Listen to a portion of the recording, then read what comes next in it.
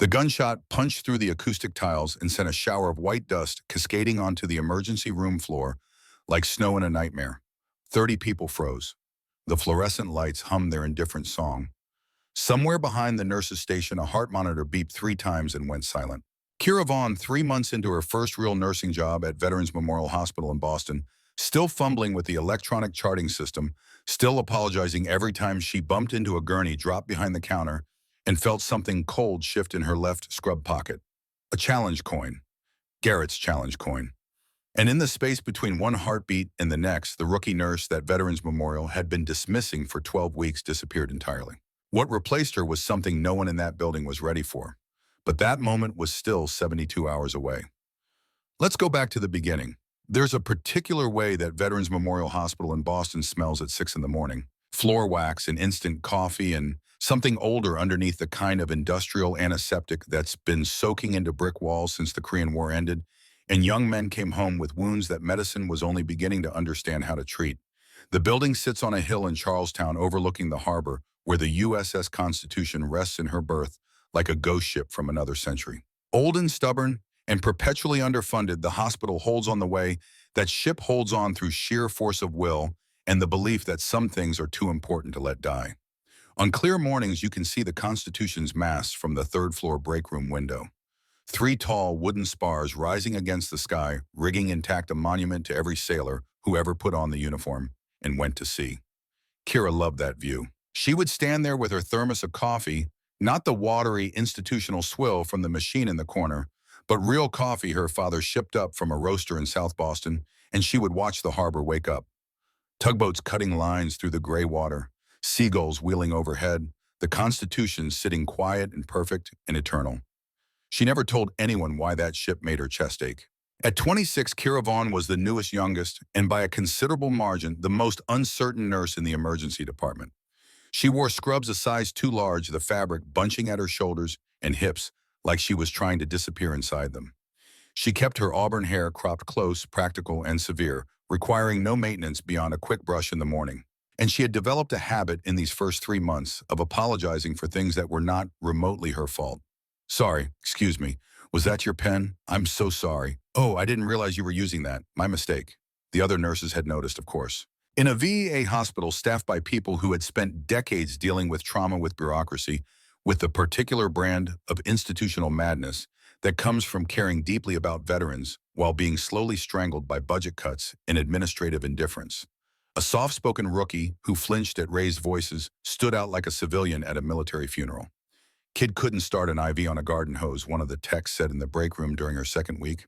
Not quietly enough. Kira heard. She always heard. 12 years of training had made her ears a precision instrument capable of distinguishing the click of a rifle safety from 50 yards away, in a sandstorm capable of tracking footsteps in a darkened building, capable of parsing threat from background noise, with the kind of automatic assessment that happens below conscious thought. But she would smile, duck her head, and go back to her charting. And nobody thought twice about it. Nobody except 2 people. The first was Master Chief Evelyn Blackwood, retired 68 years old volunteer front desk coordinator, a woman who had spent 30 years aboard Navy vessels and had learned to read people the way other people read books. She had been watching Kira since the first shift, not watching the way the other nurses watched, with skepticism or amusement, or that particular brand of condescension that experienced staff reserved for rookies who will probably wash out in 6 months. Watching the way someone studies a puzzle they haven't quite solved. It was the exits. Every time Kira entered a room, her eyes swept left to right, then up, then back to center. She mapped windows, doors, choke points, angles of approach. She did it in under 3 seconds, so smoothly and naturally that you would miss it entirely if you weren't looking for it, if you didn't know what you were seeing. Eve was looking for it. Because Eve had done the same thing every single day for 3 decades. And she recognized the behavior the way a musician recognizes perfect pitch. Instinctively, with absolute certainty. But the old Master Chief said nothing. She just watched. And she waited. The second person who gave Kira genuine attention improbably was the most difficult patient in the entire hospital. Gunnery Sergeant Dalton Cross, United States Marine Corps, retired, had been recovering from lumbar fusion surgery for 2 weeks and had already driven 3 nurses to request reassignment. He was 59 years old, built like a brick wall that had been slightly softened by age and hospital food, and he spoke in the flat, caring voice of a man who had spent decades making himself heard over helicopter rotors and artillery fire, and the general chaos of young Marines doing what young Marines do. "Hey, new girl." Kira turned from the medication cart where she had been preparing his morning doses. Cross was in his wheelchair by the window. A cold cup of coffee balanced on the armrest, a crossword puzzle he had been butchering for 3 days spread across his lap. The morning light caught the gray in his close-cropped hair and made the surgical scar on his lower back visible, where his hospital gown gaped open looked like a river of white against tan skin. "Yes, Gunnery Sergeant." What's a 9-letter word for stubborn? Kira thought for exactly half a second. Obstinate. He squinted at her like she had just spoken ancient Greek. "How old are you, anyway?" "You even old enough to vote. I'm 26. 26. He shook his head slowly like she had told him she was 12. "My boots are older than you. Come here and fix my IV. The last kid they sent in nearly put it in my kneecap." She crossed the room and examined the IV site. It was fine, actually. Perfectly placed in the cephalic vein, good blood return, no signs of infiltration. But she could see what he was doing, testing her, seeing if she would defer to his authority or stand her ground. "Your IV is fine, Gunnery Sergeant." Whoever placed it knew what they were doing. His eyes narrowed slightly. Then he smiled just a fraction. "Yeah, all right. Maybe you're not completely useless." She should have left it there, should have smiled politely and moved on to her next patient. But something in his tone, something in the way he was looking at her pulled at a thread she had been trying to keep buried for 3 years. "Did you serve in Helmand Province, Gunnery Sergeant?" The smile vanished. His eyes went flat and hard. "Yeah, 2 deployments, 2013 and 2014. "Why, I saw the bumper sticker on your wheelchair. 2nd Battalion 5th Marines, and you know what that means?" Kira's throat tightened. She could feel herself on the edge of something dangerous, a cliff she had been standing on for months, and one more step would send her over. "I know a little about military units. You related to someone who served my father." "Navy, Gulf War." Cross studied her for a long moment. Then he nodded once and went back to his crossword. "Fair enough." A monitor beeped 2 rooms down. Kira excused herself and left before he could ask anything else. As she walked away, she could feel his eyes on her back, could feel him thinking, could feel the question forming in his mind that he hadn't yet figured out how to ask. In her left pocket, a heavy brass coin pressed against her thigh with each step. She had carried it every day for 4 years. On one side, a trident and an anchor, the insignia of the Navy SEALs. On the other, engraved initials GK. She never took it out. She never talked about it. But sometimes late in a shift, when the ER was quiet and the patients were sleeping, and the hum of the old building settled into her bones like a familiar ache, Kira would hum, low and soft, almost inaudible, a melody her grandmother had taught her when she was 6 years old. An Irish lullaby about a child who crossed a great ocean and found a new home on the other side. She didn't know anyone could hear her. Dalton could hear her. From his room down the hall, he would lie still in the dark and listen, and he would think, "I know that sound. That's not just singing. That's someone keeping themselves together." But what did he know? He was just a broken-down gunnery sergeant with a bad back in a crossword puzzle he couldn't finish. What he didn't know, what none of them knew, was that by this time next week, the woman they called the new girl would have the entire emergency room on its feet and every veteran in the building standing at attention. The Monday before everything changed, Kira made the mistake of telling the truth. It happened during a morning staff meeting, the kind of airless, fluorescent-lit gathering where hospital administration pretended to care about frontline concerns and the front line pretended to believe them. 15 nurses packed into a conference room that smelled like stale donuts and dry erase markers, sitting in plastic chairs that had been uncomfortable in 1987 and had not improved with age. Denise Hartwell ran the meeting. She always ran the meeting. At 57, Denise was the senior ER nurse, the union representative, and the unofficial gatekeeper of Veterans Memorial's emergency department. She had 32 years of seniority, a badge lanyard thick with credentials and certifications, and a way of looking at new nurses that made them feel like they had tracked mud onto a freshly mopped floor. "Supply request," Denise said, flipping a page on her clipboard without looking up. "We're still waiting on the level 1 infuser replacement parts and the updated crash cart medications."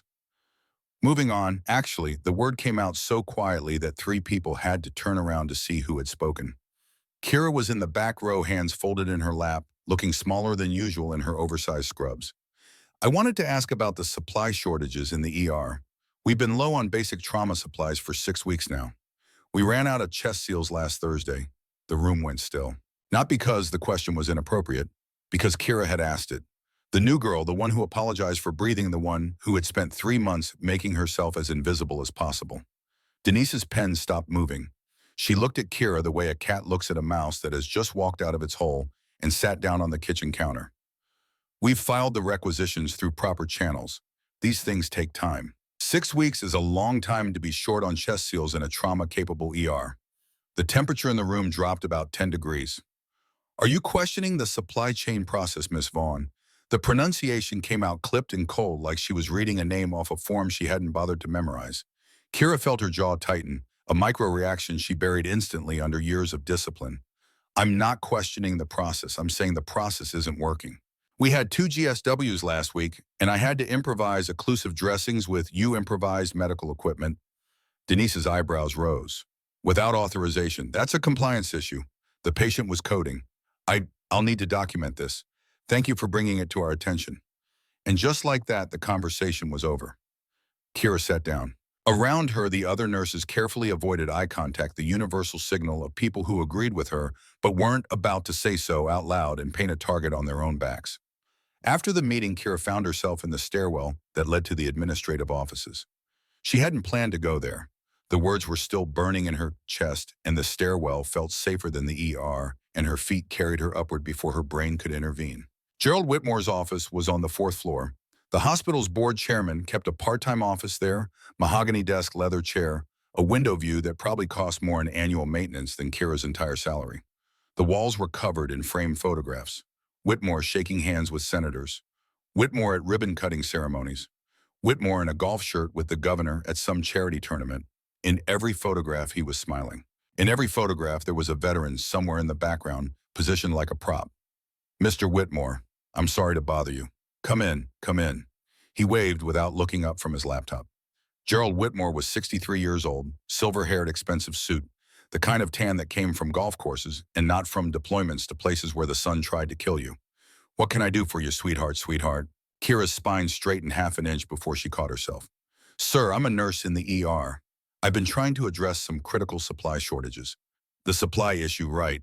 He leaned back, fingers laced over his stomach. Listen, what's your name again, Kira? Kira Vaughn. Right, Kira. Listen, I understand the frustration, I really do, but we're in a budget transition. The board has approved a major capital project, the Whitmore Veterans Wellness Center, and we need to prioritize spending during the construction phase. The Wellness Center. You're building a wellness center while the ER runs out of chest seals. Whitmore's smile tightened. Just a fraction, but enough. Nurses don't understand budgets. That's not a criticism, it's just reality.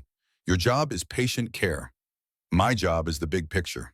And the big picture sometimes requires hard choices about where money goes. Sir, with respect, the ER security system hasn't been updated in years. The metal detector at the main entrance C is being repaired. His voice dropped half a degree from patronizing to something harder. It's on the schedule. It's been broken for a month. These things take time. The same words Denise had used. The exact same words in the exact same tone, like they had rehearsed it. Like this was a script they both knew by heart. Is there anything else? There was so much else. There was a whole building full of veterans waiting in hallways because there weren't enough beds. Nurses doubling shifts because there wasn't enough staff. An ER that smelled like floor wax because that was cheaper than fixing the ventilation system. But Kira recognized the wall when she hit it. She had spent 12 years recognizing walls, learning which ones you could break through and which ones would break you if you tried. No, sir. Thank you for your time. She was almost through the door when he called after her. Oh, and Kira, a word of advice. She turned. Whitmore was smiling again the way a man smiles when he knows exactly how much power he has and exactly how little you have. Rookies are easy to replace. Keep your head down, do your job, and let the people who understand how this place works handle the rest. She walked back to the ER with her fingernails cutting crescents into her palms. That afternoon, she found a written warning in her inbox. Denise had filed it. Failure to follow medication documentation protocol. The incident she was citing had happened 2 weeks ago. A minor charting delay during a code blue when Kira had been literally performing CPR and hadn't had time to update the computer in real time. The kind of thing that happens to every nurse and is usually addressed with a verbal reminder, not formal discipline. Kira stared at the warning. Then she stared at the ER, at the broken equipment, at the exhausted staff. At the veterans sitting in plastic chairs, waiting for a system that had already given up on them. She thought about quitting. She had done it before. She was good at walking away. She had walked away from 12 years of service from a team from a name that used to mean something in places most Americans couldn't find on a map. In her pocket, Garrett's coin sat heavy and still. She didn't quit. Not yet. But that night alone in her apartment in South Boston, she didn't hum the lullaby. She sat in silence and stared at the wall, and the wall stared back, and neither of them had anything useful to say. The nightmare came back on Tuesday night the way it always did when she was stressed. Helmand Province, Afghanistan. October 2014. Operation Phantom Fury 2. The ambush hit at 1400 hours, 2 in the afternoon. The worst time of day when the sun turned the landscape into a furnace, and heat distortion made the horizon shimmer like a mirage. One moment, SEAL Team 8 was moving through a dried riverbed in a loose formation. 8 operators and 1 combat medic, and the next moment, the world became noise and dust and the particular cracking sound that 7.62 rounds make when they pass close enough that you can feel the heat. In the dream, it happened the way it had happened in life. The IED took out the lead Humvee. The blast picked up the vehicle like a toy and flipped it onto its side, and before the echoes faded, the hillsides erupted with muzzle flashes. 30, maybe 40 fighters dug into positions they had probably prepared days in advance, waiting for exactly this moment. 4 SEALs went down in the first 30 seconds. Shrapnel gunshot wounds, 1 sucking chest wound that made a sound like a death rattle every time the operator tried to breathe. The team broke for cover, dragging their wounded into a bombed-out compound 50 meters from the kill zone, and that was when the radio started screaming. No air support for 40 minutes, maybe longer. The closest medevac was at Camp Leatherneck, 23 minutes away, if they scrambled immediately, which they wouldn't, because there were 3 other emergencies in theater and not enough helicopters to cover them all. Senior Chief Petty Officer Kira Vaughn, callsign Phantom, kept 2 critically wounded operators alive in that compound with a field surgery kit, 3 bags of saline tourniquets she fashioned from rigger's tape and paracord, and a steadiness in her hands that defied every law of human biology. She performed a needle decompression on a collapsed lung while bullets kicked up dust 6 feet from her head. She packed a femoral wound with hemostatic gauze and held pressure for 90 minutes while talking calmly, steadily about nothing. About the Red Sox, about the terrible chow at the forward operating base, about how the operator whose life she was saving owed her $40 from a poker game and she fully intended to collect. Senior Chief Garrett Kane was 10 feet away, returning fire from behind a pile of rubble, laughing between bursts. "You'll get your money when we get out of this, Phantom." Both wounded operators survived. They were extracted at 2200 hours 10 at night after 6 hours of continuous contact. Garrett Kane was not extracted. Garrett was carried. He had taken a round through the femoral artery during the final push to the extraction point. Not a bullet. Shrapnel from an RPG that had detonated against the compound wall. A piece of metal the size of a quarter that severed the artery and turned his right leg into a pump. Kira held him in the back of the helicopter with both hands on his groin pressure so hard her arms shook, and she watched the light leave his eyes somewhere over the Helmand Desert. The helicopter was doing 140 knots. The medics were doing everything they could. It wasn't enough. Senior Chief Garrett Kane, 34 years old, born in Portland, Maine, the finest SEAL instructor Coronado had ever produced, the man who had taught Kira everything she knew about combat medicine and half of what she knew about being human, died at 22:37 hours, 2 minutes before they landed. She woke at 3 in the morning, gasping, her hands in the wrong position, cupped as if she were still holding his leg. It took 4 minutes for her heart rate to drop below 100. She didn't go back to sleep. Instead, she sat on the edge of her bed in the apartment that still didn't feel like home, and she held Garrett's coin, and she thought about all the ways a person can be alive and still not be living. She had left the Navy 14 months after Garrett died. They had offered her the instructor billet at Little Creek, Virginia. Teach the next generation of SEAL combat medics. Pass on everything she knew. Everything Garrett had taught her. She lasted 2 days. Every student had Garrett's face. Every training scenario was the riverbed. So she ran. First to Ireland, to County Cork, where her grandmother had been born. She worked in a rural clinic for 8 months, delivered 11 babies, treated everything from broken bones to pneumonia, and remembered what medicine felt like when it wasn't about keeping people alive long enough for extraction. Then back to the States. Nursing school, a new name on a new badge in a new city. But you can't outrun training. You can't unhear the sounds. You can't unsee the way a room breaks down into sectors and sight lines. You can't unlearn how to field strip a weapon you haven't held in 3 years, but could still disassemble blindfolded. And you can't stop scanning exits. Eve Blackwood knew that. Kira knew that Eve knew. There was an understanding between them, the kind of understanding that doesn't require words, only recognition. Eve had been there. Maybe not in the same war, not in the same uniform, but she had been there. And she was waiting for the right moment to say so. That moment came on Wednesday morning, the day after Kira's nightmare, the day after the written warning, the day when everything was starting to press down on her like water at depth.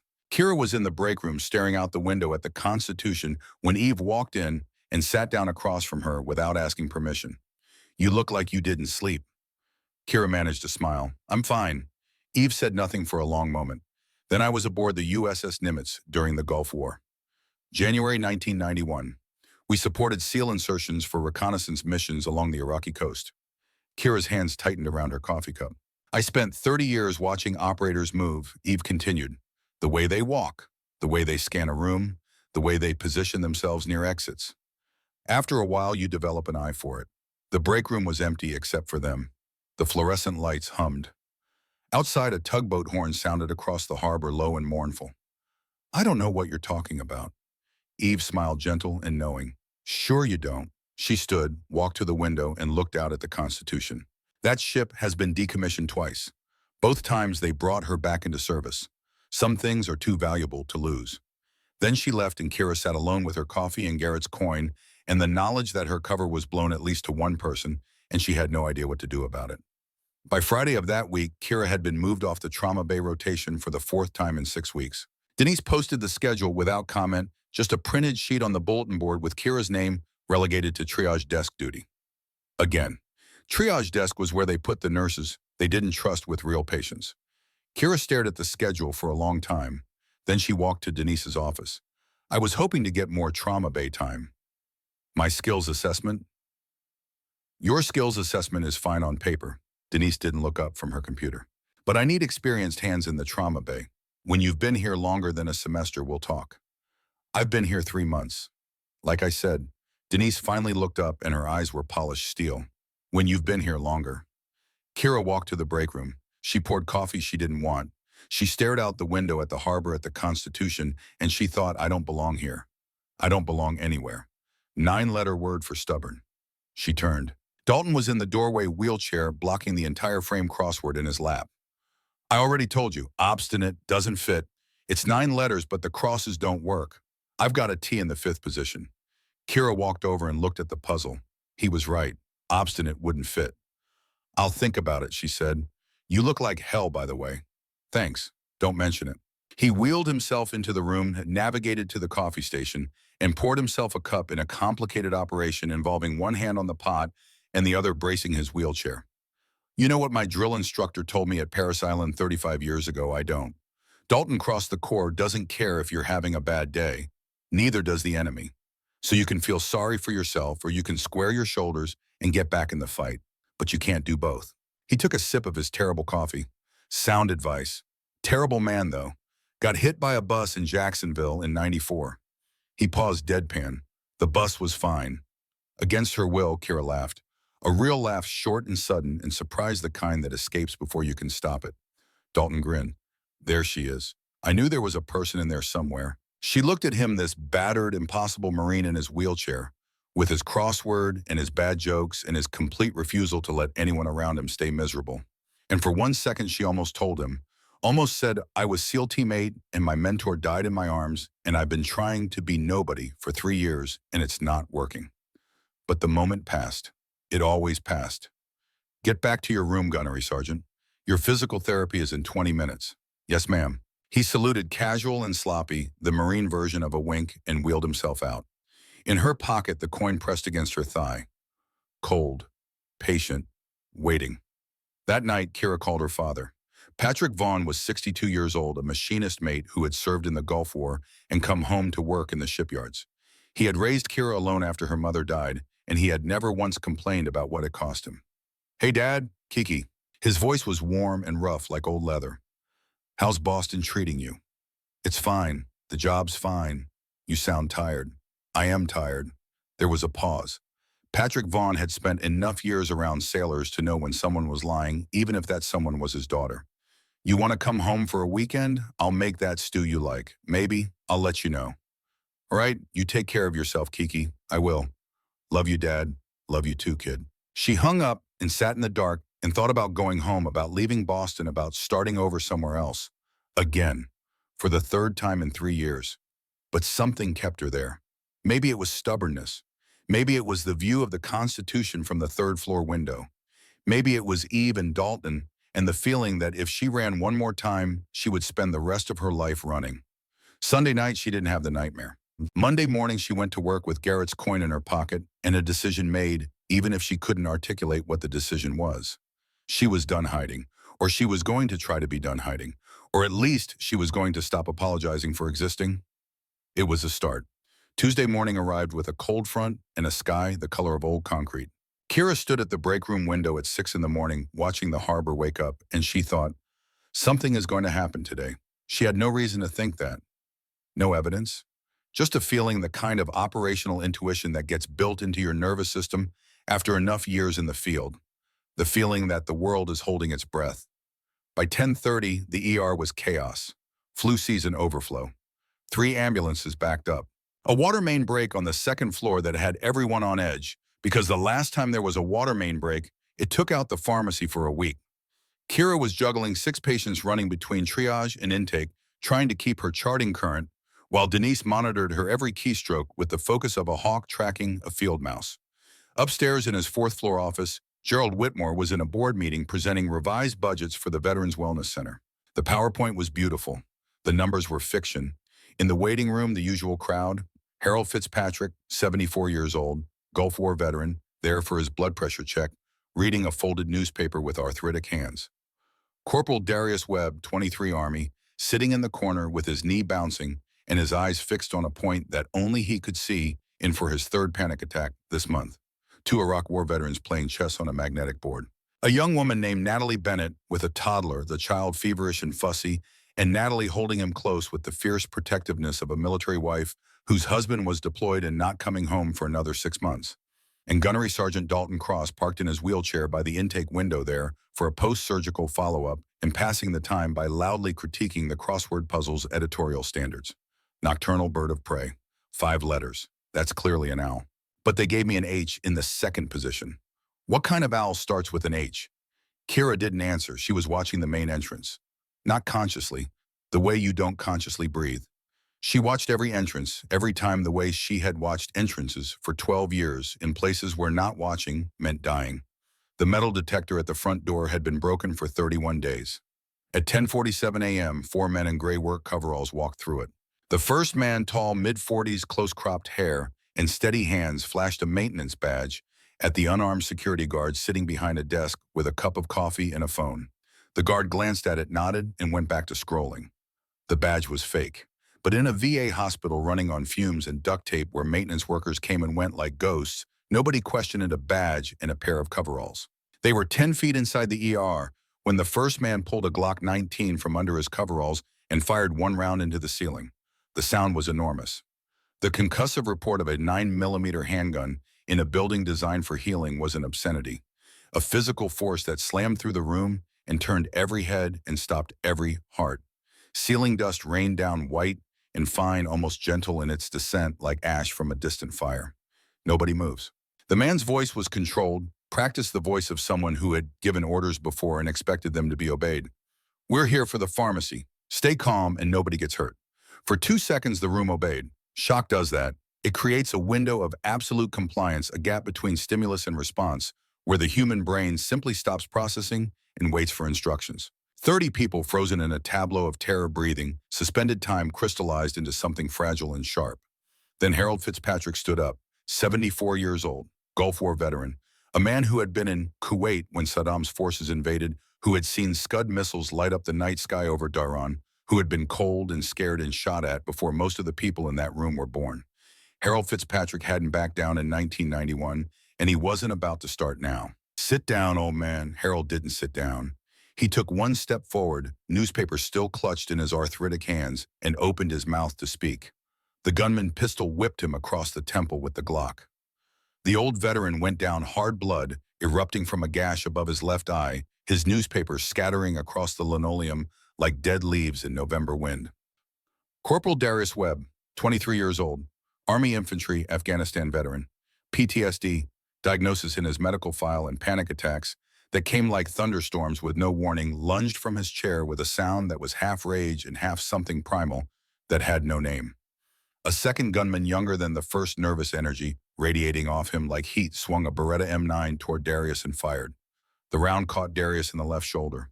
Through and through lateral deltoid, the bullet punching clean through muscle and exiting out his back to bury itself in the wall behind him. Darius spun from the impact and hit the floor, and the sound he made wasn't a scream. It was the sound of a man who had heard that sound before, in a different country, in a different life, and was suddenly back there with an immediacy that erased 3 years and 6,000 miles in the space of a heartbeat. Chaos erupted, people screaming, Natalie Bennett clutching her toddler, pressing the child's face into her chest, her own face gone white with terror. The chess player's frozen mid-game hands still on plastic pieces. Dr. Thomas Shepard, the ER attending physician, standing behind the nurse's station with his hands at his sides and his mouth open and absolutely nothing coming out. And Kira. Kira dropped behind the nurse's station counter. Not dove, not fell, dropped.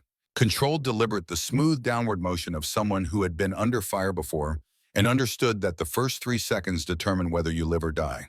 Her back against the counter, her breathing, even her eyes open and already processing. In her left pocket, Garrett's challenge coins shifted against her thigh. For 3 seconds, she was nobody.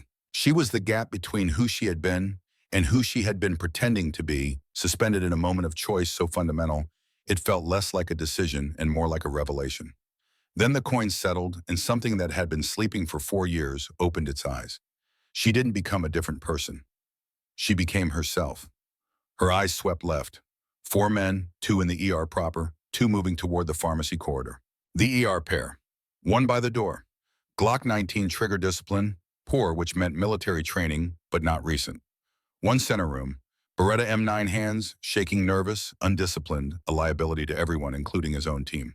The 2 headed for pharmacy, out of sight now, moving fast, boots heavy on linoleum. Rounds fired 2.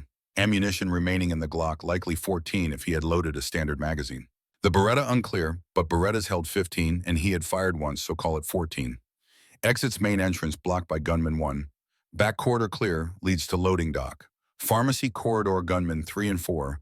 Stairwell 30 feet east, partially concealed by a supply cart. She processed this in under 5 seconds. Nobody saw her do it. Nobody was looking at the rookie nurse who apologized for breathing.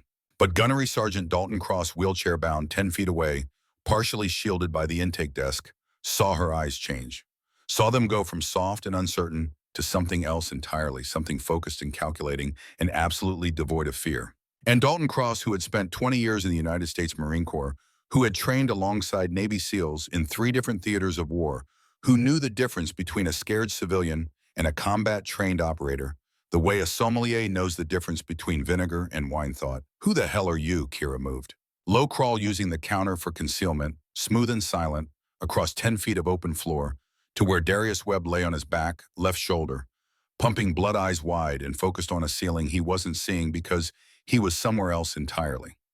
Not in Boston, not in the ER, back in Kandahar or Helmand or Kunar province or wherever the bullet had sent him, trapped in a flashback so vivid it had more reality than the present. Soldier. Her voice was a whisper, but it carried a frequency that Darius's nervous system recognized before his conscious mind could process it. The calm, absolute command of someone who has talked wounded men through worse. Look at me. His eyes found hers, locked on.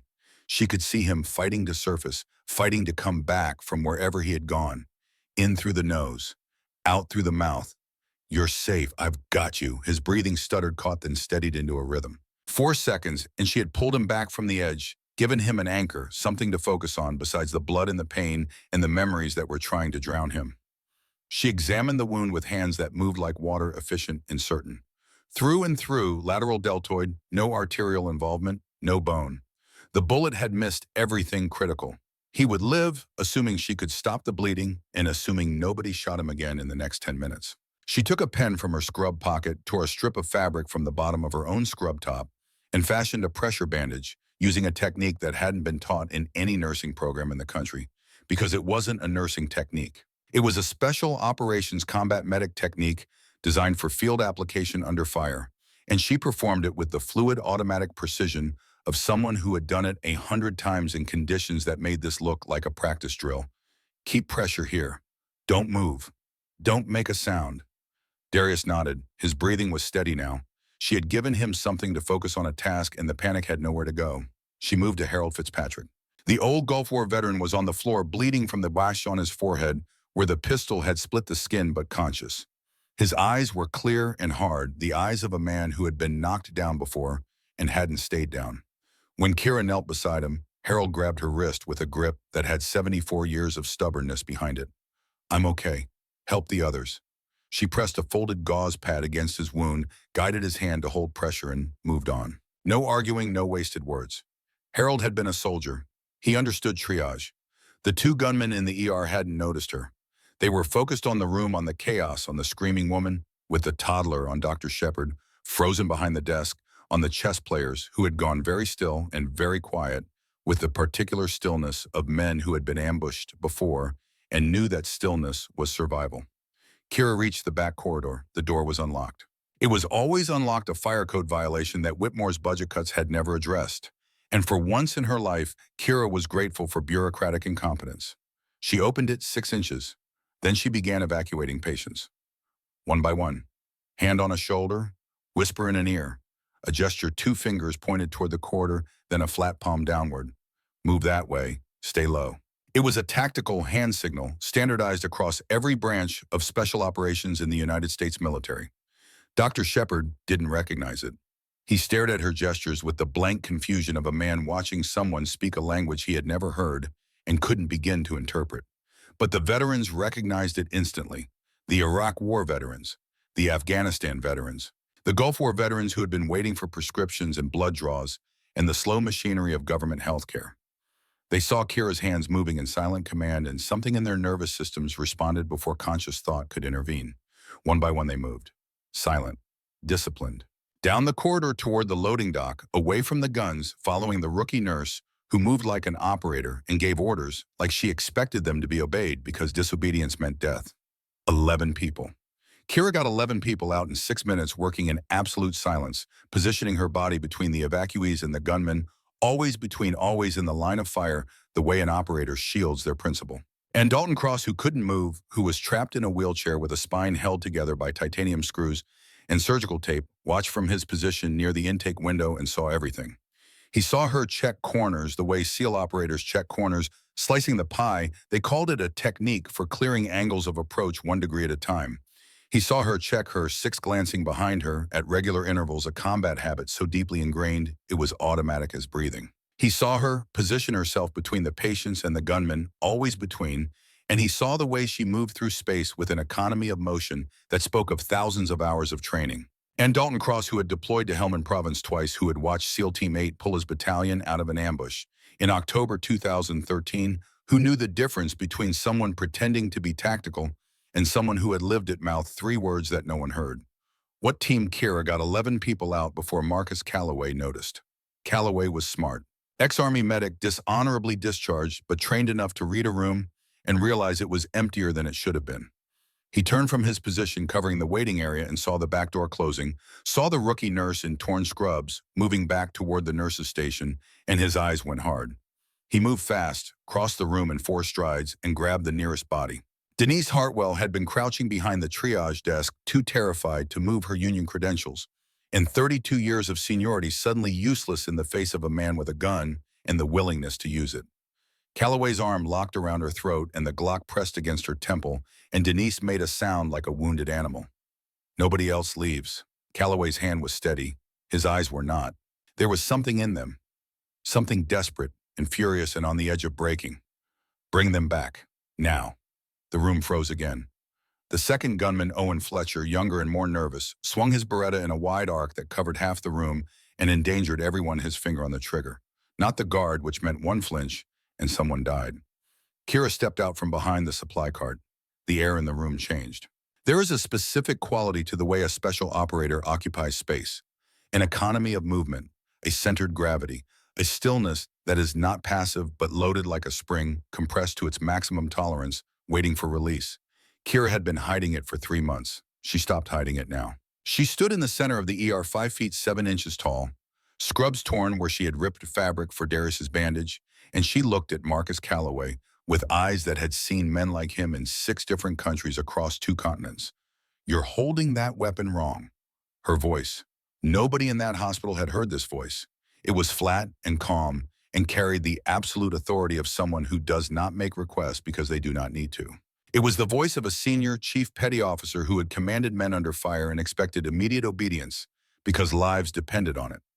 Calloway blinked. "What your finger is on the trigger guard, not the trigger." She took one step closer. Calloway's arm tightened around Denise's throat, but Kira could see the micro-expressions, the uncertainty flickering behind his eyes. "That means you don't want to shoot her, so let's talk. Get back or you'll what another step." She was 15 feet away now, close enough that if he fired, she would have no chance, and everyone in the room knew it, but she moved like the gun didn't exist. "You came for pills, not bodies. You're running a pharmacy job with a crew of 4, 2 of whom are in the back right now, probably wondering why it's taking so long. How do you pick this hospital because the security is garbage and the metal detector's broken? That tells me you're smart." She was reading him now, peeling him open with words and eye contact, and the kind of tactical psychology they teach at Coronado to people whose job is to walk into impossible situations and walk out alive. Smart people don't kill hostages. It creates problems they can't solve. Calloway's gun hand trembled. Half an inch barely visible, but Kira saw it. Saw the doubt, saw the calculation, saw the moment when his operational plan started to fracture, and he began to realize this wasn't going the way he had expected. "You don't know anything about me." Marcus Calloway, Army medic, Iraq 2007 and 2008. You served with Senior Chief Garrett Kane. The gun dropped 2 inches. Calloway's face went white. "How do you know Chief Kane?" The room was absolutely silent now. Even Owen had stopped moving, the Beretta still raised, but his attention fixed on Calloway, trying to understand what was happening. "I'm Kira Vaughn. Garrett trained me. He died in my arms in Helmand Province, October 2014. Calloway's breathing changed, shortened. His grip on Denise loosened slightly, not enough to let her go, but enough that she could breathe. "Chief Kane saved my life in Ramadi, June 2008. Pulled me out of a burning Humvee after an IED hit us. I was unconscious. He carried me 200 meters under fire." His voice cracked on the last word. Behind him, Owen was staring confused, starting to understand that something fundamental had shifted in the dynamic. "He talked about you," Kira said quietly. "Said you were one of the best combat medics he'd ever seen. Said you had hands that could work miracles." Calloway's eyes were wet. That was before.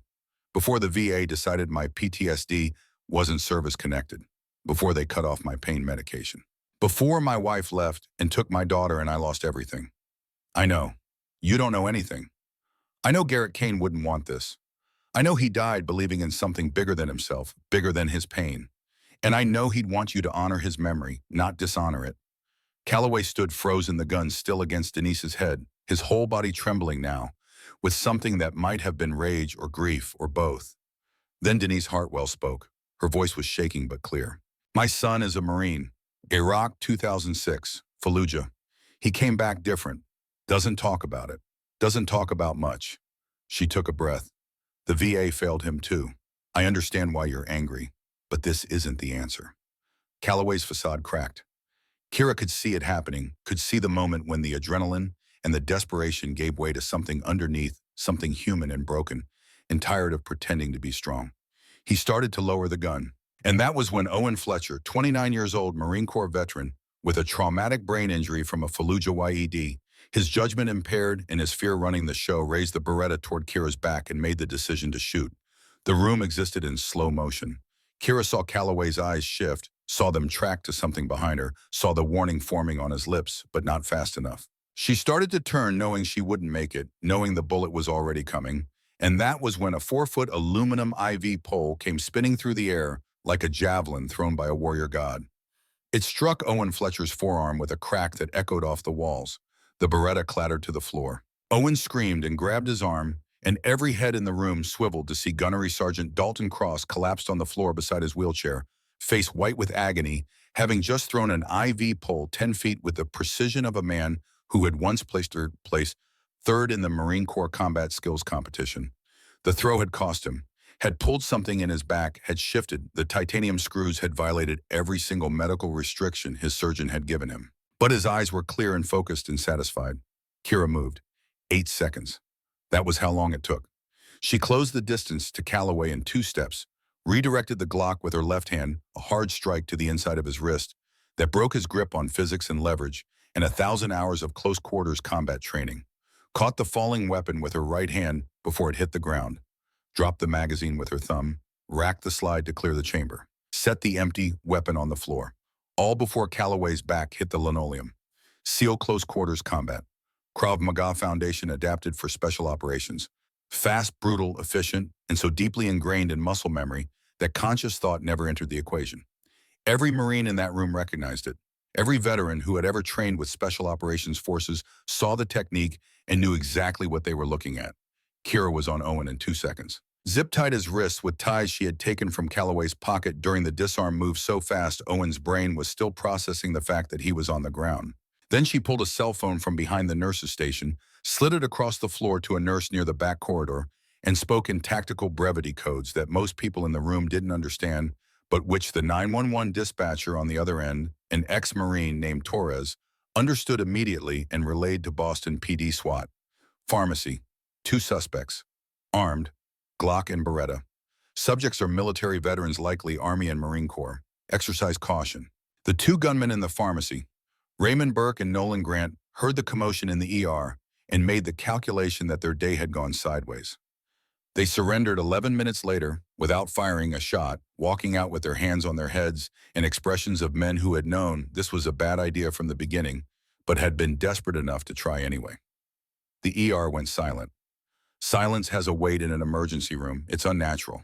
A room designed for alarms and monitors and the constant percussion of people being kept alive doesn't know what to do with quiet. The fluorescent lights hummed louder. The clock on the wall ticked like a countdown to something no one could name. 30 people stared at Kira Vaughn. She was standing in the center of the room, scrubs torn, right forearm exposed where the fabric had pulled up during the fight. 3 parallel scars were visible under the harsh light, scars she had always explained away as a kitchen accident to anyone who asked. They weren't from cooking. They were from a black-necked, spitting cobra in a dried riverbed in Afghanistan, and the 2 lines flanking the bite were from field sutures she had put in herself while her team held a perimeter. Around her neck, on a thin chain that had been tucked inside her scrub top, a brass challenge coin hung in the open air. It had fallen free during the fight. The trident caught the light. The initials GK were visible to anyone close enough to see. Her hands were steady. Her breathing was controlled. She looked nothing like the nervous rookie who had been apologizing her way through shifts for 3 months. Nobody spoke. The buzzing lights, the ticking clock, the distant sound of sirens approaching getting louder. Then Dalton Cross moved. He gripped the wheels of his chair, pulled himself up from the floor with arms that shook from pain and effort, got himself back into the wheelchair with a grunt that came from somewhere deep in his chest. His face was white.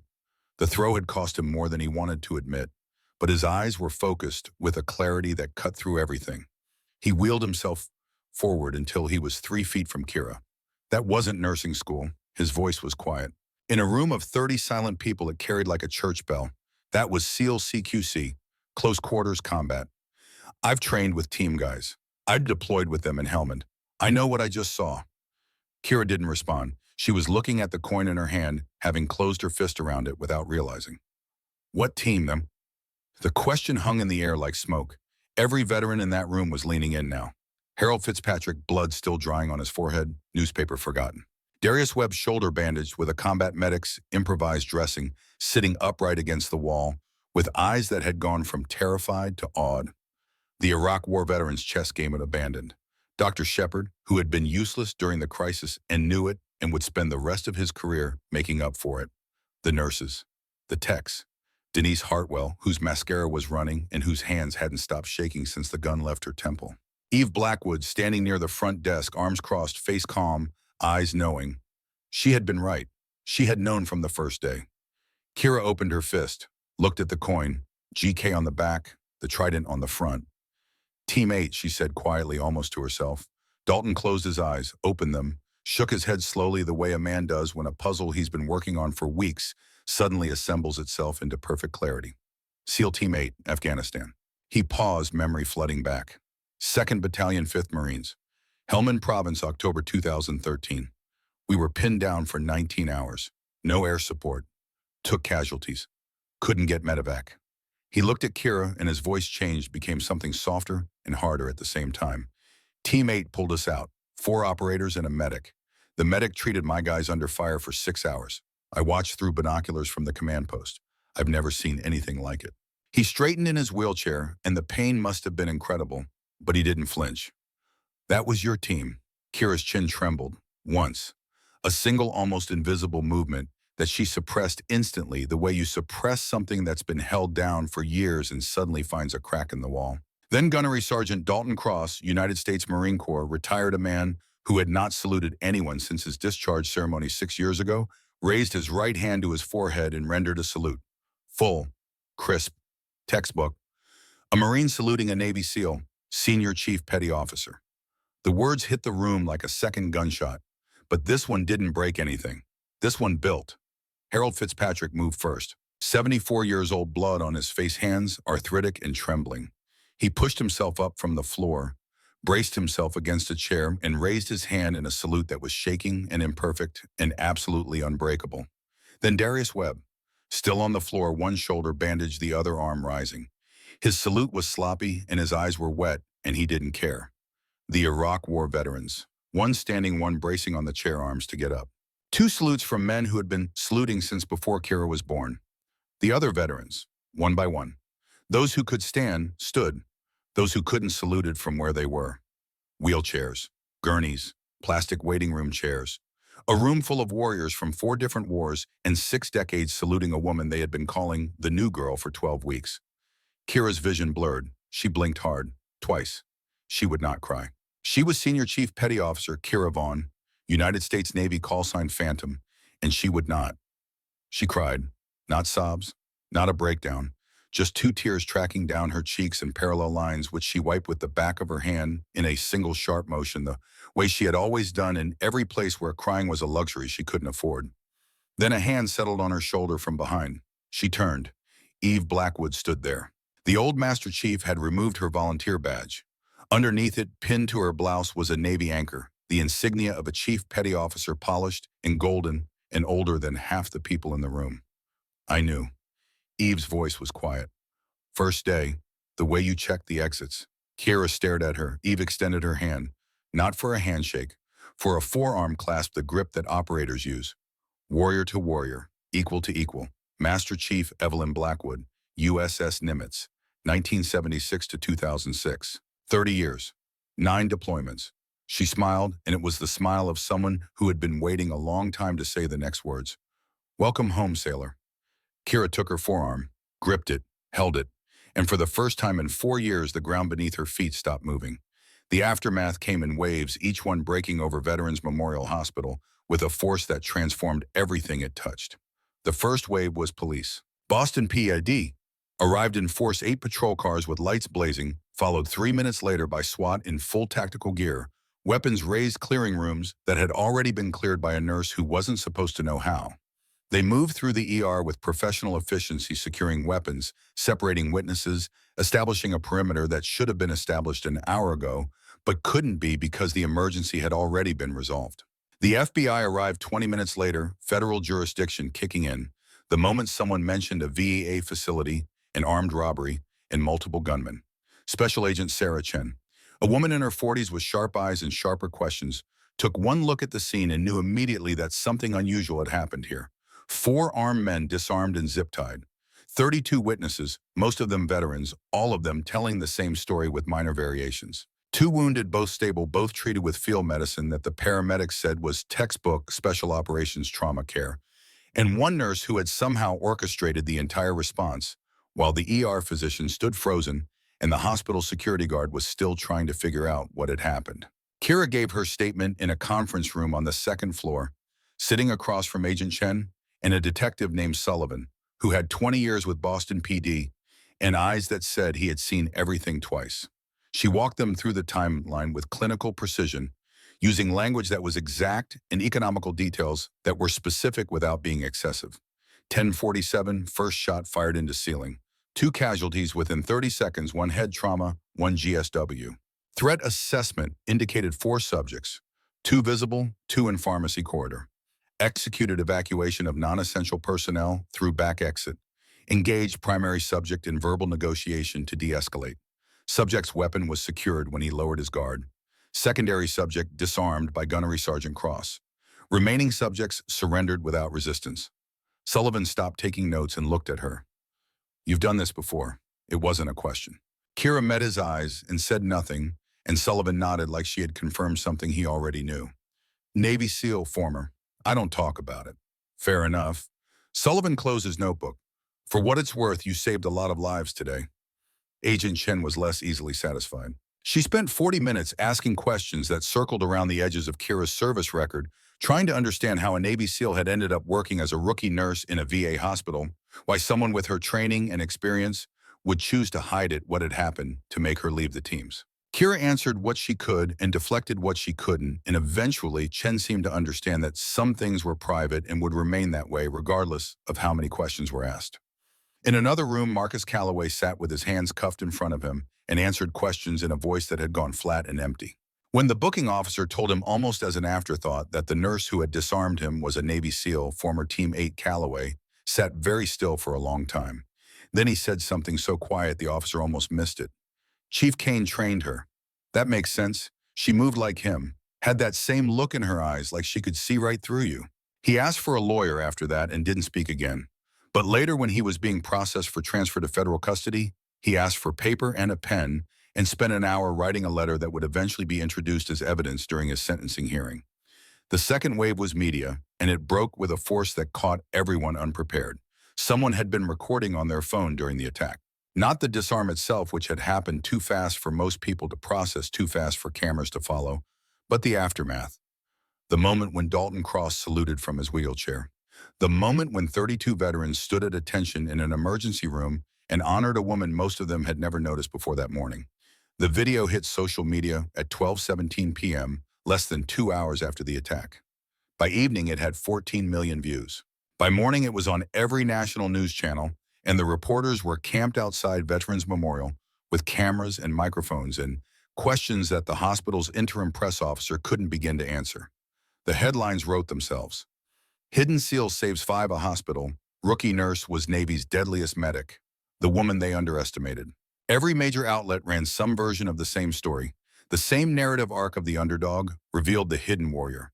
The person who looked like one thing and turned out to be something else entirely. America, which loves nothing more than a warrior who doesn't look like what they expect a warrior to look like, devoured it with an appetite that bordered on frenzy. Kira didn't watch the news. She stayed in the hospital, helping with patient care, documenting injuries, doing the job she had been hired to do. When reporters tried to approach her in the parking lot, Eve Blackwood materialized like a guardian spirit and turned them away with the kind of authoritative dismissal that only a Master Chief with 30 years of service can deliver. "She's not available for comment. Move along." The third wave was investigation, and this one had teeth that drew blood. The question of how 4 armed men had walked through a broken metal detector in a Veterans Administration hospital led inevitably and inexorably straight to Gerald Whitmore's 4th-floor office. Federal auditors from the Inspector General's office descended on Veterans Memorial with the focused intensity of people who had finally been given permission to look at books they had suspected were cooked for years. It took them 72 hours to uncover the shell company contracts. $4.7 million in a hospital funds redirected through a labyrinthine network of LLCs and subcontractors, all of which eventually traced back to Whitmore Development, ALLC, owned and operated by one Gerald Whitmore, board chairman, former Army quartermaster in Man, who had spent 5 years treating the hospital's budget as his personal retirement fund. The lead investigator, a woman named Hammond with the Inspector General's office, and a reputation for being absolutely relentless, later told a reporter that it was the least sophisticated fraud she had seen in 20 years of investigating white-collar crime. Whitmore hadn't even tried to hide it. He had simply assumed no one would look, that the oversight mechanisms were too broken to catch him, that veterans were too forgotten and VA hospitals too ignored for anyone to care. For 5 years, he had been right. Then 4 armed men walked through his broken metal detector, and a Navy SEAL disguised as a nurse made national news, and suddenly everyone was looking. The Whitmore Veterans Wellness Center was canceled. The contracts were voided. The money, every cent that could be recovered, was redirected to ER renovation, security infrastructure, upgrades, and staff expansion. Gerald Whitmore was removed from the board of directors and arrested at his home in Newton at 6 a.m. on a Thursday morning, let out in handcuffs past neighbors who had thought he was a pillar of the community and were now reconsidering every conversation they had ever had with him. In his mugshot distributed to every news outlet in the region, he wasn't smiling. He looked old and tired and caught, and the expensive tan from golf courses in Florida couldn't hide the fact that he had betrayed every veteran who had ever trusted him. The charges were federal fraud, embezzlement, endangering a federal facility, conspiracy, and a list of related offenses that carried a combined maximum sentence of 45 years. The prosecutor assigned to the case a former Marine named Williams who had served in Fallujah and took the case personally announced that he would be seeking the maximum sentence allowable under federal guidelines. Marcus Calloway and his crew faced their own reckoning. Armed robbery, assault with a deadly weapon, and a list of federal offenses related to targeting a VA facility that carried sentences measured in decades, not years. But Calloway's lawyer, a public defender named Morrison with more idealism than resources, and a belief that the system should at least try to understand context, argued that his client was a disabled veteran, failed by the very system he had tried to rob, that there were mitigating circumstances worth considering, that the VA's betrayal of veterans like Calloway had created the conditions for this crime. The prosecutor was unmoved. Your client endangered the very veterans he claims to defend. He held a nurse at gunpoint. He created a situation where people could have died. That's not desperation. That's betrayal of the worst kind because he knew better. The sentencing hearing was held in federal court in downtown Boston on a cold morning in December. The courtroom was packed with reporters and veterans and hospital staff and people who had followed the story and wanted to see how it ended. Calloway's lawyer introduced a letter into evidence written from prison while Calloway awaited trial. It was addressed to no one in particular, or perhaps to everyone. The judge read it aloud at Calloway's request. I failed Senior Chief Garrett Kane. He saved my life in Ramadi in 2008, pulled me out of a burning vehicle when I was unconscious, and would have died if he had left me there. He believed in something bigger than himself. He believed in honor and service and doing the right thing even when it cost you everything. I repaid him by dishonoring everything he stood for. I became the kind of man he would have been ashamed to know. I put a gun to someone's head and threatened innocent people and broke every oath I ever took. But Kira Vaughn, Chief Kane's student, she lived up to everything he believed in. She became what he hoped we all could be. She had every reason to walk away, to hide, to let the system fail the people it was supposed to protect. Instead, she stood up. She put herself between the guns and the innocent. She saved lives while I was trying to steal pills. Maybe that has to be enough. Maybe the fact that someone Chief Kane trained became the person he hoped she would be, maybe that's the only redemption I get. I can live with that. I have to live with that. I'm guilty. I don't ask for mercy I don't deserve. I just want the record to show that Chief Kane mattered, that he changed lives, that his student became a hero while I became a cautionary tale. The courtroom was silent when the judge finished reading. Then he sentenced Marcus Calloway to 15 years in federal prison. Owen Fletcher received 12. Raymond Burke and Nolan Grant, who had surrendered without firing their weapons and had no prior criminal records, received 8 years each. Calloway stood when the sentence was read, and before the marshals led him away, he looked across the gallery to where Kira sat in the back row, and he mouthed 2 words. I'm sorry. Kira nodded once. It wasn't forgiveness, not exactly. It was acknowledgement of what Garrett had meant to both of them, of what the war had taken and what the system had failed to give back, of the fact that they had both been broken by the same things and had chosen different ways to stay broken or try to heal. She walked out of the courthouse into December sunlight that was cold and bright, and she called her father. Patrick Vaughn answered on the second ring, and his voice was warm and concerned, and trying not to sound concerned, which meant he had been watching the news and worrying. Hey, Dad. Kiki, you doing okay? I'm fine, really. I just wanted to hear your voice. There was a pause, the kind of pause that fathers learn to interpret, that carries decades of knowing your child and understanding when they're telling the truth and when they're trying to convince themselves. You did good, kid. Your mother would have been proud. Kira's throat tightened. She was standing on the courthouse steps, December wind cutting through her jacket, and she could feel tears starting. Thanks, Dad. You staying in Boston? Yeah, I found where I belong. Good. That's good. You let me know if you need anything. Anything at all. I will. Love you. Love you too, Kiki. She hung up and stood there for a moment, watching the city move around her, and for the first time in a long time, she felt like she was part of it instead of watching from the outside. But the wave that Kira hadn't expected, the one that hit her harder than the police or the media or the federal investigation, came from Denise Hartwell. It happened 3 days after the attack in the break room at 6 in the morning, when the hospital was still and quiet and the sun was just starting to turn the harbor from black to gray.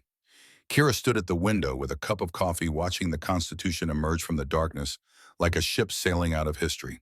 The door opened. Denise came in, and Kira knew immediately that something was different. No makeup, no clipboard, no union badge. She looked like she hadn't slept, and probably she hadn't, because having a gun pressed to your temple tends to interfere with rest in ways that linger long after the physical threat is gone. Denise stood in the doorway for a long time, long enough that Kira turned to look at her, and the two women regarded each other across 10 feet of linoleum that might as well have been a canyon. "My son is a Marine." Denise's voice was stripped bare. No professionalism, no armor, just raw honesty that hurt to hear. Fallujah 2006, second battle. He was 19 years old when he deployed, 20 when he came home. Except he didn't really come home. His body came back. His mind is still over there. She crossed to the table and sat down heavily, like her legs had decided they were done holding her up. Her hands were shaking. She pressed them flat on the table. "He doesn't sleep through the night. Hasn't in 18 years. He startles at loud noises. Won't talk about what he saw or what he did. Lost 3 jobs because he can't be around crowds. His wife left him. He lives in my basement, and some days he doesn't come upstairs." Denise looked at Kira and her eyes were wet. The VA told him his PTSD wasn't severe enough to qualify for full disability. Told him to try meditation and breathing exercises, like 18 years of nightmares could be fixed with deep breathing. Her voice broke on the last words. "I've spent 32 years in this hospital, 32 years watching nurses come and go. And I built walls. I built rules. I told myself it was about standards, about protecting this place, about making sure people earned their spot." She took a shaking breath. "But I think maybe I was just afraid. Of the new ones, the ones who might be better than me. The ones who reminded me that I'm getting old and that everything I built my identity on was slipping away. The ones who made me feel like I wasn't special anymore." A tear slid down her cheek and she didn't wipe it away. "I took that fear and I turned it on you. I made you feel small because it made me feel big. I questioned your competence because I was terrified of losing my relevance. And when you stood up in that meeting and pointed out problems I'd been ignoring for months, I punished you for being right." Her hands were shaking harder now. "I don't have an excuse for how I treated you. I have an apology, and I know the difference. I'm sorry. I'm so sorry." Kira sat with that for a moment.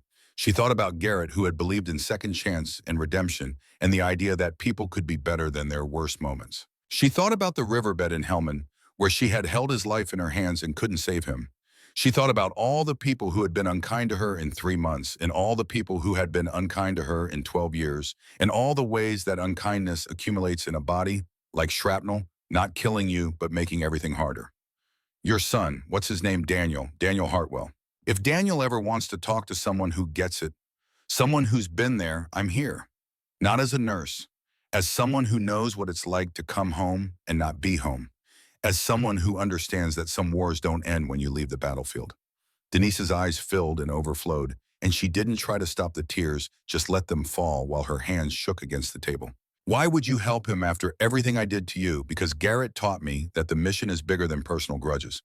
Because I've seen what happens when veterans don't get the support they need. Because your son served, and that means something." Kira paused. "And because I think you're trying to be better. That counts for something too." Denise nodded, unable to speak, and that was enough. They sat together in the break room as the sun came up over the harbor, two women who had been on opposite sides of an invisible war and had finally found a way to declare a truce. Not friendship yet, maybe not ever, but something better than enemies. Something like colleagues who understood that they were fighting the same battles on the same side. The next morning, Dr. Thomas Shepard found Kira in the supply room, restocking trauma equipment that had finally arrived after the federal audit forced the hospital to prioritize properly. He stood in the doorway for a moment, and Kira could see him gathering courage. "Senior Chief, can I talk to you?" Kira turned a box of chest seals in her hands, the chest seals that should have been there all along. "It's just Kira now. What do you need?" Dr. Shepard stepped inside, closing the door behind him. "I froze during the attack. I completely froze. I'm an ER physician, and when my patients needed me most, when people were bleeding and scared and looking to me for leadership, I was useless. His voice cracked slightly. I've been thinking about quitting, going into research or administration or teaching, something where people's lives don't depend on me making decisions under pressure, because I proved I can't do it when it matters. Kira set down the box of chest seals and looked at him, really looked at him, and saw not incompetence but someone who had discovered a gap in his training and was trying to figure out what to do about it. You froze because you've never been under fire before. Your medical training is exceptional. I've watched you work. You're good at what you do, but your training didn't prepare you for armed men and hostages and the possibility that you might die in the next 30 seconds. That's not a character flaw, doctor. That's just reality. But you didn't freeze. I've had 12 years of training for exactly that situation. 12 years of learning how to operate under fire, how to make decisions when your adrenaline is screaming at you to run, how to stay calm when everything is chaos. You've had 9 years of medical training, different skill sets.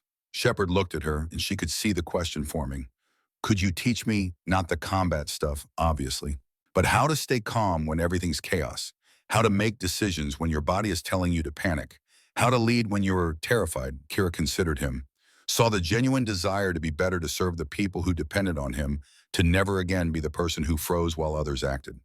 Yeah, I can teach you that, but it's going to be uncomfortable. We're going to put you in situations that trigger that freeze response and teach you to work through it. It won't be easy. I don't care. I never want to feel that helpless again. She extended her hand. He shook it, his grip firm. Welcome to the Lighthouse program, Dr. Shepard. In the weeks that followed, the Navy contacted Kira. A polite letter on official letterhead delivered by courier to the hospital, requesting her presence at a meeting in Washington, D.C. at her earliest convenience. The letter was signed by a rear admiral whose name Kira recognized from her time in the teams. Would she consider returning to active duty? The SEAL combat medic training pipeline was expanding. They needed instructors with her experience, her skill set, her proven ability to train warriors who could operate in the worst conditions imaginable. The offer was significant rank restoration, back pay, a position at the Naval Special Warfare Center in Coronado, with housing and benefits, in the kind of career trajectory that most people would consider a second chance at a life they thought they had lost. Kira read the letter twice, sitting at her small kitchen table in her apartment in South Boston. She thought about Coronado, about the beach where she had run countless miles during BUD/S, about the training facilities where she had learned everything that had kept her alive for 12 years. Then she thought about Veterans Memorial Hospital, about the Lighthouse program that was just beginning, about the veterans who needed someone who understood, about Dalton and Eve, and Harold and Darius, and all the others who had saluted her in that ER and made her feel for the first time in 4 years like she belonged somewhere. She wrote a response by hand on plain paper. Admiral, thank you for the offer. I'm honored to be considered, but I'm exactly where I need to be. The mission has changed, but it's no less important. Respectfully, Kira Vaughn. She mailed it the same day. The hospital administrator, the new one appointed after Whitmore's arrest, a woman named Elizabeth Reeves, who had spent 15 years running a trauma center in Baltimore and knew competence when she saw it, called Kira into her office and offered a promotion. Trauma team lead. A title, a significant raise in office with a window overlooking the harbor. The opportunity to shape the department's protocols and training programs and hire the staff she needed to make the ER function the way it should. Kira considered it for about 10 seconds. I'll take the trauma rotation and the raise. You can keep the office. Reeves blinked, surprised. You don't want the office, I want to do the work. Offices are where work goes to die. I'd rather be in the ER where I can actually help people. Reeves laughed, surprised and genuine. All right, trauma rotation it is. But I'm giving you the raise anyway and putting you in charge of training protocols. The ER needs your expertise. Fair enough. Kira stayed. Same hospital, same shift, same ER, but she stopped hiding. She took Garrett's coin off the chain around her neck and clipped it to her badge lanyard where it hung in the open, visible to anyone who looked. She stopped wearing scrubs a size too large. She stopped apologizing for things that weren't her fault. And she started something new. The Lighthouse program. It was Eve's idea, actually. They were in the break room one morning 2 weeks after the attack, watching the Constitution in the early light, when Eve said, "You know how many veterans are out there working in healthcare trying to pretend they're not veterans because they think people will judge them for it?" Kira turned to look at her. A lot, thousands, maybe tens of thousands, and they're struggling. PTSD, survivor's guilt, moral injury, the feeling that they don't belong in a world where people aren't trying to kill them. They need support. They need community. They need to know they're not alone. So we give it to them. The Lighthouse program was a peer support group for veterans transitioning into civilian healthcare careers. Nurses, techs, EMTs, paramedics, anyone who had served and was struggling with the particular disorientation of going from a world where your training could save lives in combat to a world where nobody knew you had that training and nobody seemed to care. The first meeting was held on a Tuesday evening in January in the hospital's main conference room. Kira didn't know how many people would show up. She had sent out notices through VA networks and veteran service organizations and hoped that maybe 5 or 6 people would be interested.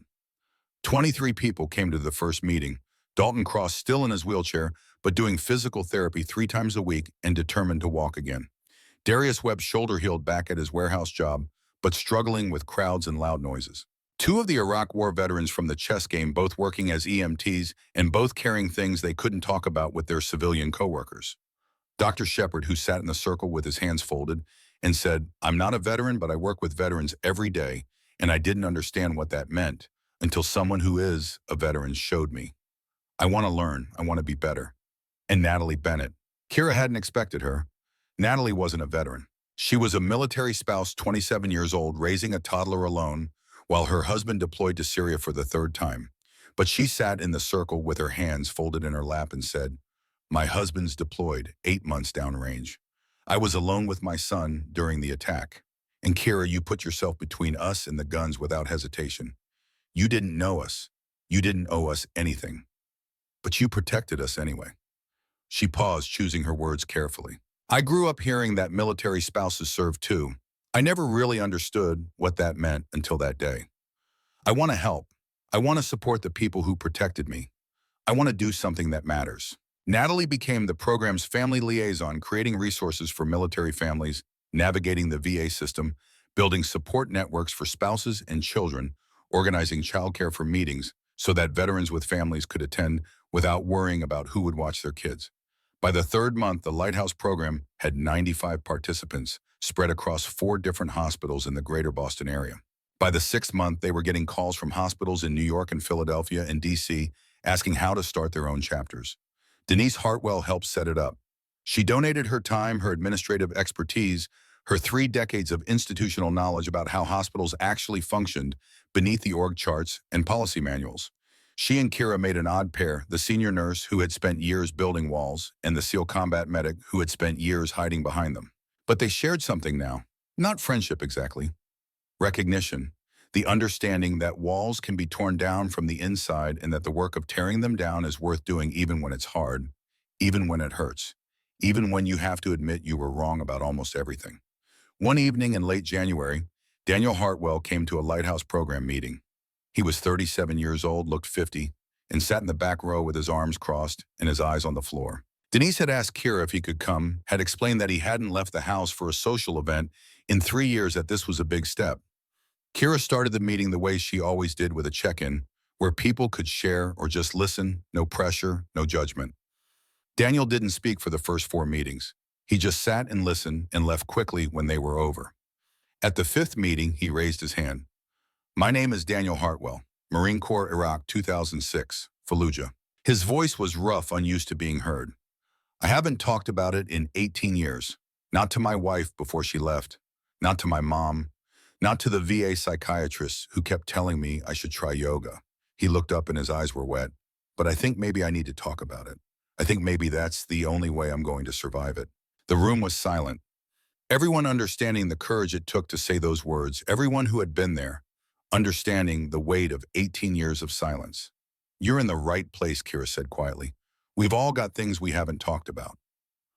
When you're ready, we'll listen." Daniel came to every meeting after that, started talking, started sleeping better, according to Denise, started looking for a job, started slowly and painfully the process of coming home. 5 weeks after the attack, Harold Fitzpatrick completed his final blood pressure check and was discharged from regular VA care. His numbers were good. The gash on his forehead had healed into a scar he wore like a medal, a reminder that he had stood up when it mattered. Before he left, he found Kira in the ER. "I just wanted to say thank you for what you did. You stood up first, Mr. Fitzpatrick." That took more courage than anything I did. Harold smiled the smile of a man who had made peace with his wars, all of them. Maybe. But you finished it. He extended his hand. She shook it, his grip still strong despite the arthritis. If you ever need anything, you call me. I mean that. I will. He turned to leave, then paused. You know what I told my grandson? I told him I met a real hero. And she was young and tough and proved that courage doesn't care what you look like or how old you are. It just cares that you show up when it matters.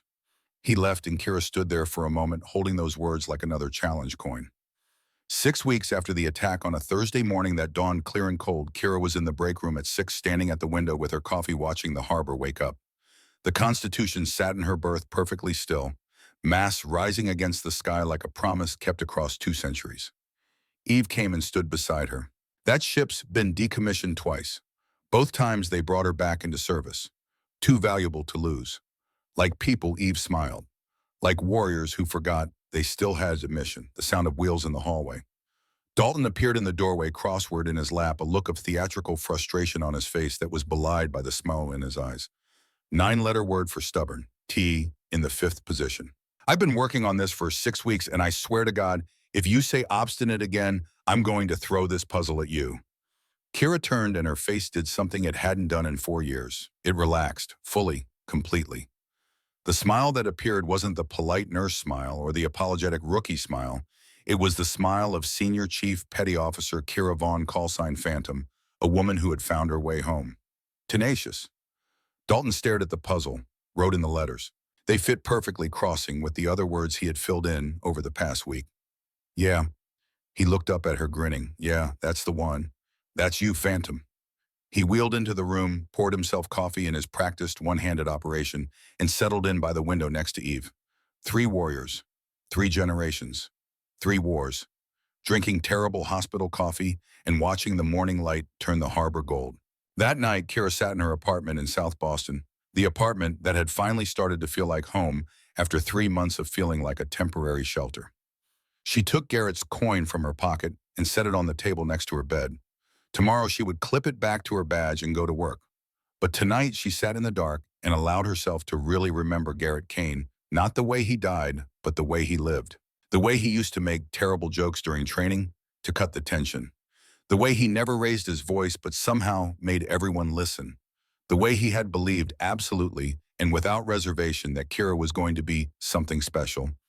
Even when she doubted it herself, she remembered the day she had graduated BUD/S, one of 3 women in her class, and the only one who made it through Hell Week. Garrett had found her afterward, exhausted and proud and terrified of what came next. You know what you are now, Vaughn. What's that senior chief proof? Proof that the only limits that matter are the ones we put on ourselves. Proof that excellence doesn't care about gender or background or what anyone else thinks. You earned this. Don't ever let anyone tell you different. She had carried those words through 12 years and 6 deployments and 100 moments when quitting would have been easier than continuing. Tomorrow, she would clip his coin back to her badge and go to work. But tonight, she whispered 4 words into the darkness of her apartment, words she had never been able to say before, words that felt like finally completing a mission that had lasted 4 years. I kept the faith, Garrett. I kept the faith. And somewhere she thought Garrett Kane heard her and approved. 6 months later, on a spring morning when the harbor was calm and the Constitution gleamed in the sunlight like she had just been launched yesterday, Kira stood at the 3rd floor window with her coffee and her badge and Garrett's coin clipped where everyone could see it. The Lighthouse program had grown beyond anything she had imagined. 140 participants across 8 hospitals. Requests coming in from veterans hospitals in 12 states. A grant from a veterans service organization to expand nationally. Job offers from the VA Central Office to come to Washington and help implement the program system-wide. She had declined the Washington offer. Her mission was here in Boston in the ER at Veterans Memorial, with the veterans who came through those doors every day carrying wounds that didn't always show on x-rays. Eve came up beside her. You ever think about going back to the teams every day? But you stay, I stay. Because this is where I'm needed. Because there are people here who need what I can teach them. Because running away doesn't work, and I'm tired of trying, Eve nodded, understanding. Garrett would approve. Yeah, he would. They stood together in comfortable silence, and when Kira finally spoke again, her voice was quiet but certain. I spent 12 years being Phantom, 4 years being nobody, 3 months being the new girl. She turned to Eve and her eyes were clear. Turns out I was just Kira. And that was always enough. Dalton wheeled up behind them, no longer in the wheelchair, actually walking now with a cane after 6 months of physical therapy and sheer stubborn refusal to accept that his spine injury would keep him down permanently. You two going to stand here all morning being profound, or are we going to go help some patients? Kira laughed, full and unguarded. Let's go to work, Gunnery Sergeant. They left the break room together, three veterans walking into another shift at a hospital that was slowly learning to take care of the people who had spent their lives taking care of everyone else. At Veterans Memorial Hospital in Boston, overlooking a harbor where old ships sit like monuments to everyone who ever served, Kira Vaughn had found her home. Not in a place or a building or a uniform, but in a mission. In the work of helping veterans find their way back from wars that never really ended. In the community of people who understood what she was and valued it. She was never invisible again. The rookie nurse was gone. The woman who apologized for breathing was gone. What remained was Senior Chief Petty Officer Kira Vaughn, combat medic, warrior teacher, and lighthouse for others who were still finding their way home. At 10:47 on a Tuesday morning, four armed men had walked through a broken metal detector into a room full of veterans. They had expected fear. They had expected compliance. They had expected a soft target in a broken system that nobody was watching. What they found was Kira Vaughn. And she reminded them and everyone watching that warriors don't stop being warriors just because they take off the uniform. That service doesn't end when the deployment ends. That some people are built to stand between the innocent and the threat, and they will do it regardless of what badge they wear or what title they carry. The gunshot that had started everything was long silent. But what it had revealed would echo for years to come in the lives of the veterans who found their way to the Lighthouse program, in the example of a woman who had hidden her light and then decided to let it shine, in the reminder that heroism looks like a lot of different things. And sometimes it looks like a nurse in torn scrubs with steady hands and a brave heart. Welcome home, sailor. Eve's words spoken in that ER 6 months ago had been more than a greeting. They had been a benediction, a recognition, an ending and a beginning. Kira Vaughn was home, and she was exactly where she needed to be.